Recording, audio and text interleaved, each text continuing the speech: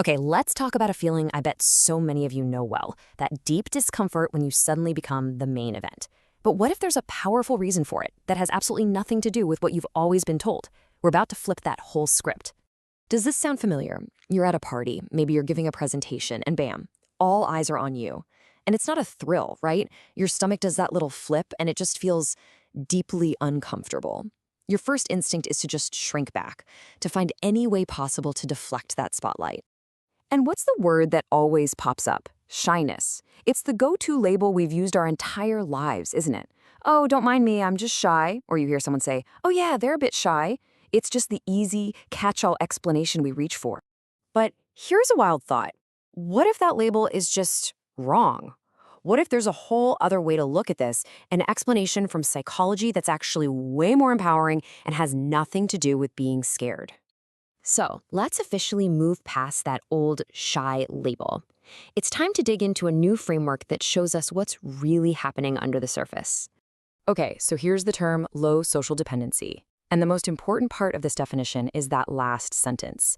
It is not based on fear. It's all about preference. A preference for real, authentic connection over those big, kind of performative social gatherings.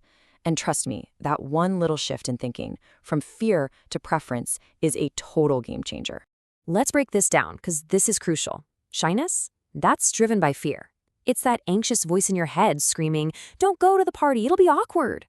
But low social dependency? That's driven by preference. You're not avoiding people. You're just being a smart investor of your own social energy, choosing to put it into situations that feel real and actually give you something back. So if it's a preference, a choice, what are you actually choosing? Well, it all boils down to one powerful drive, the search for authenticity. And this is where it really clicks. Just think about how you feel after an hour of small talk at some networking event. You're exhausted, right? Your social battery is blinking red. Now, compare that to how you feel after a long, deep, one-on-one conversation with a close friend. You probably feel energized, even refueled. See?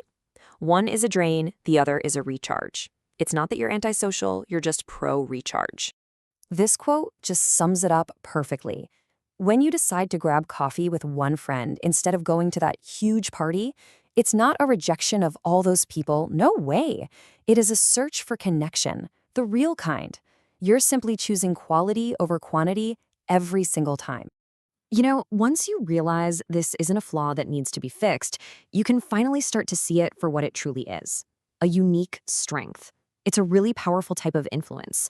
Let's call it quiet charisma.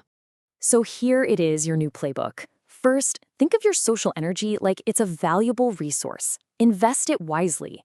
Second, own it. You prioritize depth and authenticity over just knowing a lot of people superficially. And third, this is the big one. Your choices are coming from a place of preference, not a place of fear. When you embrace that, you see that this very preference for what's real is your charisma. It's what makes you magnetic to the right people. So once you reframe this part of yourself, not as a weakness, but as a deliberate strength, the question totally changes. It's not, do I have charisma anymore? The real question is, how am I going to use it?